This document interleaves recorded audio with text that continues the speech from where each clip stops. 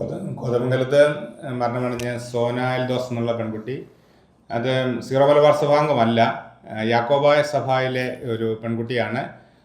അപ്പോൾ സ്വാഭാവികമായിട്ടും നമ്മുടെ പ്രതികരണത്തിൻ്റെയൊക്കെ ഒരു പ്രോട്ടോക്കോൾ അനുസരിച്ച് ആദ്യമായിട്ട് പ്രതികരണം വരേണ്ടത് യാക്കോബായ സഭയിൽ നിന്നാണ്.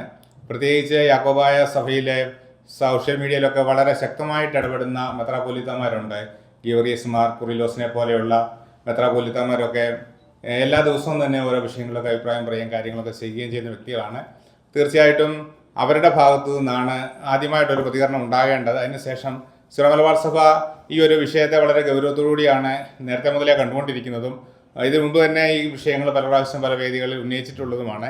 ഈ സോനയുടെ വിഷയത്തിലാണെങ്കിലും സീറോ മലബാർ സഭ ഞങ്ങൾ പ്രതികരണങ്ങൾ നടത്തിയിട്ടുണ്ട്. സീറോ മലബാർ സഭയുടെ മീഡിയ കമ്മീഷൻ ഒരു കൃത്യമായ ഒരു കുറിപ്പ് ഇറക്കിയിട്ടുണ്ടായിരുന്നു.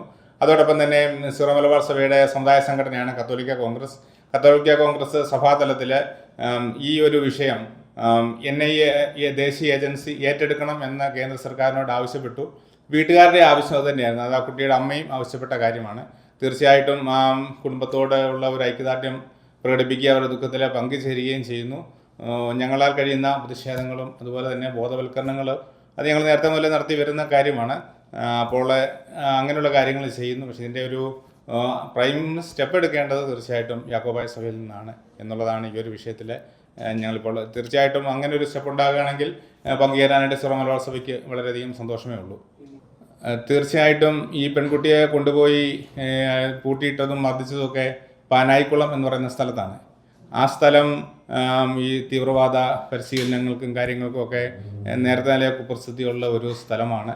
അതുകൊണ്ട് തന്നെ ഇതിനകത്ത് തീർച്ചയായിട്ടും ഇങ്ങനെയുള്ള നിർബന്ധിത മതപരിവർത്തനം പോലെയുള്ള അല്ലെങ്കിൽ സമ്മർദ്ദം ചെലുത്തുക, ഒരുപക്ഷെ IPC 366 ചുമത്തേണ്ട വകുപ്പുകളുണ്ട്. ആ വകുപ്പ് ഇതുവരെ സർക്കാർ ചുമത്തിയിട്ടില്ല എന്നുള്ളതാണ് ഈ ഒരു വിഷയത്തിലെ ഞങ്ങളെ സംബന്ധിച്ചുള്ള ഒരു ബുദ്ധിമുട്ട്. അത് കൃത്യമായിട്ടുള്ള വകുപ്പുകൾ ചുമത്തി ഈ ഒരു വിഷയത്തെ മുന്നോട്ട് കൊണ്ടുപോകാനായിട്ട് സംസ്ഥാന സർക്കാരും തയ്യാറാണ്. അത് തീർച്ചയായിട്ടും അത് മീഡിയ ഒരു വിവാദമാക്കി എടുത്തതാണ് പിതാവിൻ്റെ ചർച്ചകൾ. പിതാവ് ഏതൊരു ഇന്ത്യൻ പൗരനെയും പോലെ മെത്രാന്മാർക്കും അഭിപ്രായം പറയാനുള്ള സ്വാതന്ത്ര്യം തീർച്ചയായിട്ടും ഉണ്ട്. പിതാവ് പറഞ്ഞത് നമ്മുടെ ഈ സിസ്റ്റേഴ്സിൻ്റെ വിഷയത്തിൽ എല്ലാ രാഷ്ട്രീയ പാർട്ടികളും ഇടപെട്ടു. കോൺഗ്രസും LDFകാരും BJPക്കാരും എല്ലാവരും തന്നെ MPമാരും ഉൾപ്പെടെയുള്ളവരവിടെ പോവുകയും ഐക്യദാർഢ്യം പ്രകടിപ്പിക്കുകയും ഒക്കെ ചെയ്തു. അതുകൊണ്ട് തീർച്ചയായിട്ടും സഭയ്ക്ക് ഈ വിഷയങ്ങളിൽ ഇടപെട്ട എല്ലാവരോടും സഭയ്ക്ക് നന്ദിയുണ്ട്. അത് രാഷ്ട്രീയ പാർട്ടികളുടെ ഒരു നിലപാടിനേക്കാൾ കൂടുതൽ വ്യക്തികളുടെ ഒരു പേഴ്സണൽ ഇൻട്രസ്റ്റാണ് ഈ ഒരു കാര്യങ്ങളിൽ കൂടുതലായിട്ട് ഉണ്ടായിട്ടുള്ളത്. അപ്പോൾ ഈ ഒരു അതിനെ നിങ്ങളൊരു ഇന്ന രാഷ്ട്രീയ പാർട്ടിയോട് ചേർന്നു എന്ന് പറയുന്നതിനേക്കാൾ ഇതിൽ പങ്കെടുത്ത വ്യക്തികൾക്ക് ഒരു നന്ദി, അവർക്കൊരു നന്ദി പറയേണ്ടത് തീർച്ചയായിട്ടും സഭയുടെ കടമയാണ്. ഇതിനകത്തൊരു പക്ഷേ ഏറ്റവും കൂടുതൽ ഫലപ്രദമായിട്ട് ഇടപെട്ടത് ശ്രീ രാജീവ് ചന്ദ്രശേഖറും ഷോൺ ജോർജും ഒക്കെയാണ്. കാരണം അവർക്കാണ് അധികാരപരമായിട്ട് കേന്ദ്ര സർക്കാരിൽ അധികാരമുള്ളത് കൊണ്ട് ഇതിൽ ഇടപെടാൻ സാധിക്കുന്നതും അവർക്കാണ്. അപ്പോൾ അങ്ങനെ ഒരു ഇടപെടലുകളൊക്കെ വളരെ ശക്തമായിട്ടും ആത്മാർത്ഥമായിട്ടുള്ള ഇടപെടലുകൾ ഉണ്ടായപ്പോൾ തീർച്ചയായിട്ടും നന്ദി പറയേണ്ട ഒരു ചുമതല സഭയ്ക്കുണ്ട്. അതിൻ്റെ ഭാഗമായിട്ട് പാമ്പ്ളാനി പിതാവ് എല്ലാവർക്കും പൊതുവായിട്ടൊരു നന്ദി പറഞ്ഞു എന്നല്ലാതെ അതിനെ ഒരു രാഷ്ട്രീയവൽക്കരിക്കുകയോ രാഷ്ട്രീയ കാഴ്ചപ്പാടുകളിൽ കാണുകയോ ചെയ്യേണ്ടതില്ല. CPM അതിനകത്ത് 2 ദിവസമായിട്ട് പ്രസ്താവനകൾ ഇറക്കുന്നത് നിർഭാഗ്യകരമാണ്. CPM ഈ ഒരു വിഷയങ്ങളിലൊക്കെ കുറച്ചുകൂടിയൊക്കെ ഒരു സെക്കുലർ നിലപാട് സ്വീകരിക്കണമെന്നാണ് എനിക്ക് ആവശ്യപ്പെടാനായിട്ടുള്ളത്. പ്രത്യേകിച്ച് JB കോശി കമ്മീഷൻ റിപ്പോർട്ടൊക്കെ 2 വർഷമായിട്ട് പൂഴ്ത്തിവെച്ചിരിക്കുകയാണ്.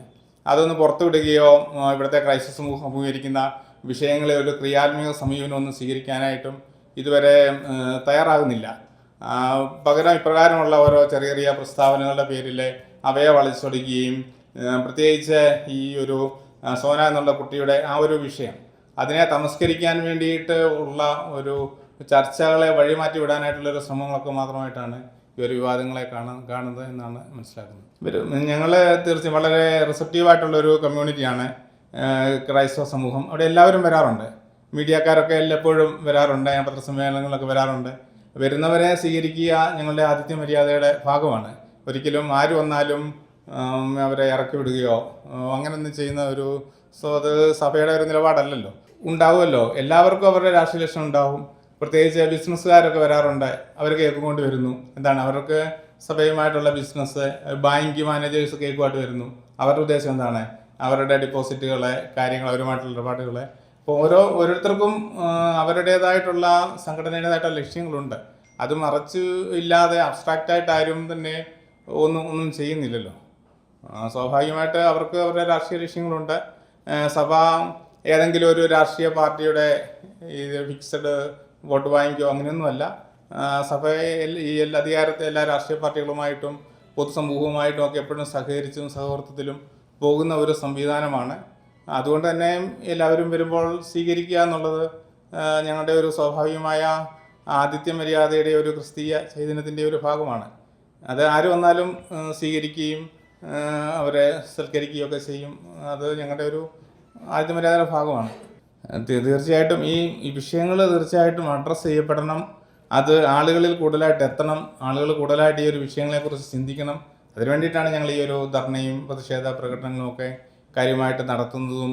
കാരണം നമുക്കറിയാം, ഇന്ത്യ ഒരു ജനാധിപത്യ രാജ്യമാണ്.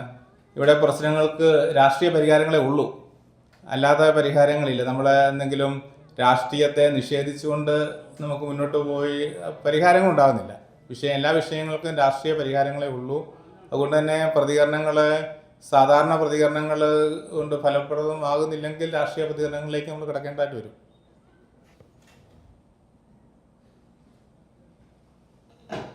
നമ്മുടെ ഈ പ്രസ് മീറ്റിന്റെ മെയിൻ വിഷയത്തിൽ നിന്ന് വിട്ടു പോകരുത്.